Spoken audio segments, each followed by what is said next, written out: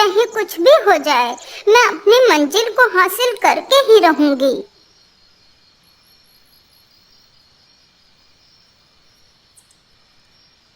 डायन चलते चलते एक बड़े से पेड़ के पास पहुंचती है। हे जादुई छड़ी, मुझे इस पेड़ के भीतर ले चलो। इतना कहते ही बुढ़िया अपनी शक्तियों से उस पेड़ के खोखले तने में प्रवेश करने की कोशिश करती है। अरे ये क्या, मैं इस पेड़ के अंदर जा क्यों नहीं पा रही हूँ? अरे दुष्ट डायन, तुझे क्या लगता है तेरे जैसी दुष्ट डायन इस पेड़ के अंदर जा सकती है? तो ये तेरी भूल है।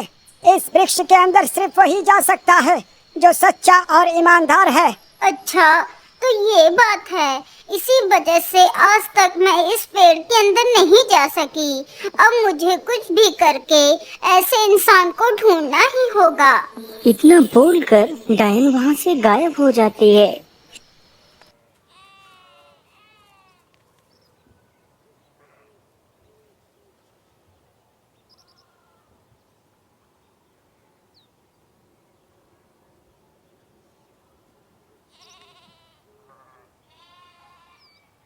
सेठ जी, मुझे कुछ पैसे दे दीजिए। मेरी माँ की तबीयत बहुत खराब है। मुझे मेरी माँ के लिए दवाइयाँ लेनी है। मैं आपके पैसे जल्दी चुका दूंगा। अरे नहीं मोहन, तुझे क्या लगता है मैं तेरे जैसे भिखारियों को मुफ्त में ही पैसे बांटता हूँ? पहले तू मेरे पास अपनी कोई कीमती वस्तु गिरवी रख, फिर मैं तुझे पैसे दूंगा। लेकिन सेठ जी, मेरे पास तो ऐसा कोई वस्तु नहीं है, फिर मैं आपके पास गिरवी क्या रखूं? अरे मोहन, तेरे पास तेरे दोनों बैल तो है ना, तू उन्हीं बैलों को मेरे पास गिरवी रख दे। लेकिन सेठ जी, उन्हीं बैलों से ही तो मैं मजदूरी करके आपके पैसे लौटाऊंगा। यदि मैं आपको वो बैल भी दे दूंगा तो मैं क्या करूंगा सेठ जी? मेरा सहारा तो वो 2 बैल ही है। देख मोहन, वो सब मैं नहीं जानता। यदि पैसे चाहिए तो बैल तो देने ही पड़ेंगे। हे भगवान, अब मैं क्या करूं? यदि दवाई लेकर नहीं गया तो मेरी माँ मर जाएगी। मैं ऐसा करता हूँ, अपने बैलों को ही गिरवे रख देता हूँ। क्या हुआ मोहन, तुम क्या सोच रहे हो? कुछ नहीं सेठ जी, मैं तैयार हूँ। आप मेरे बैलों को रख लीजिए, बस आप मुझे उन दोनों बैलों के बदले 20 रुपए दे दीजिए। ठीक है, ये लो 20 रुपए। मोहन तुरंत ही 20 रुपए लेकर बाजार जाता है और अपनी माँ के लिए दवाइयाँ खरीदता है तथा 1 महीने का राशन ले लेता है। हाँ, मैंने सारा सामान ले लिया है। चलो अब वापस घर लौट चलता हूँ। इतना कहकर मोहन अपने घर के लिए निकल पड़ता है।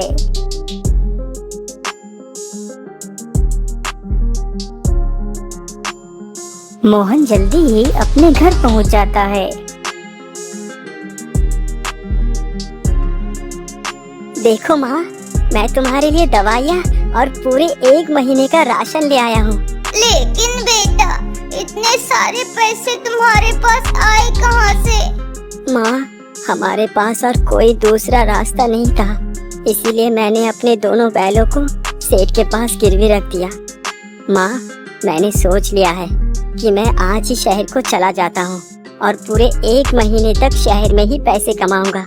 फिर वापस अपने गांव आ जाऊंगा और अपने दोनों बैलों को वापस ले लूंगा। अच्छा ठीक है बेटा, तुम्हें जैसा भी ठीक लगे वैसा ही करो। अच्छा माँ, अब मैं चलता हूँ। तुम अपना ख्याल रखना, मैं जल्दी ही लौट कर आऊंगा। इतना कहकर मोहन पोटली में कुछ सूखी रोटियां बांधता है और शहर के लिए निकल पड़ता है।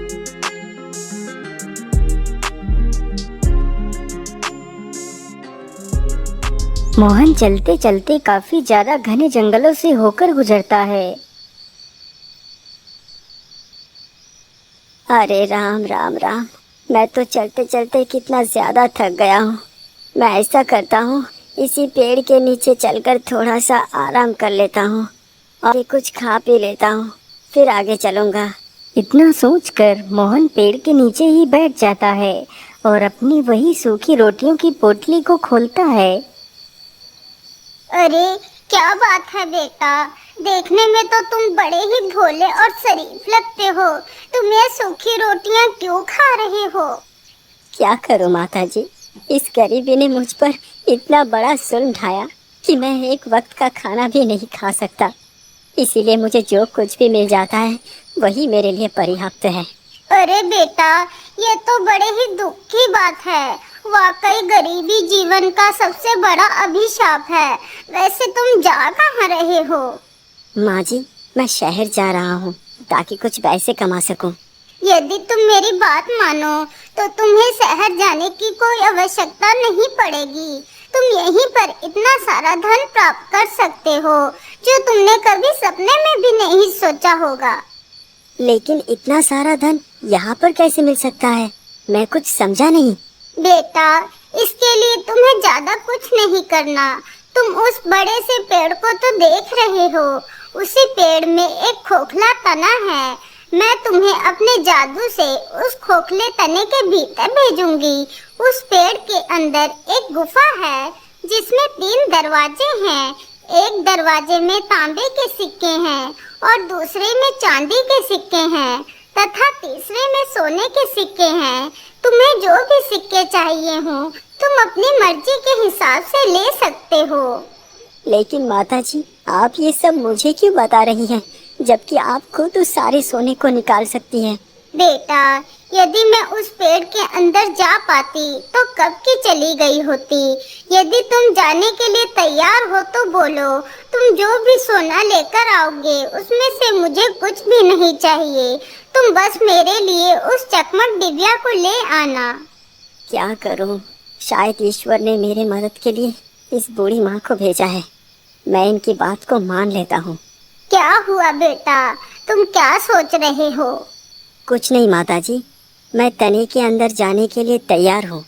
तो फिर ठीक है, चलो मेरे साथ। इतना बोलकर वह बूढ़ी महिला मोहन को उस पेड़ के पास ले जाती है।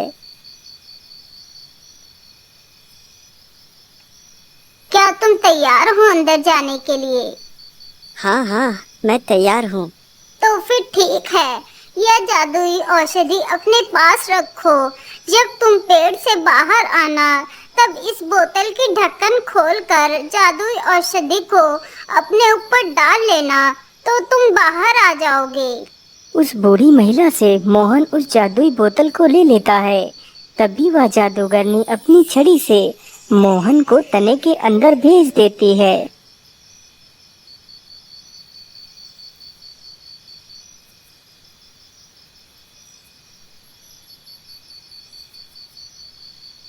अरे बाप रे बाप, ये गुफा तो कितनी बड़ी है।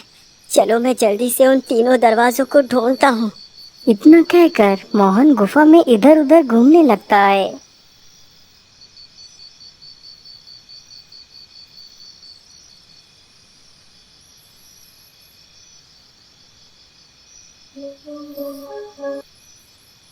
मोहन गुफा के भीतर काफी देर तक इधर उधर घूमता है, लेकिन उसे वह तीनों दरवाजे कहीं भी दिखाई नहीं देते। ओहो, इतनी देर से मैं इस गुफा में घूम रहा हूँ, लेकिन अभी भी मुझे वो तीनों दरवाजे नहीं मिले। पता नहीं वो तीनों दरवाजे कहाँ हैं। मोहन इतना कह ही रहा था कि तभी उसकी नजर नीचे जमीन पर पड़ती है।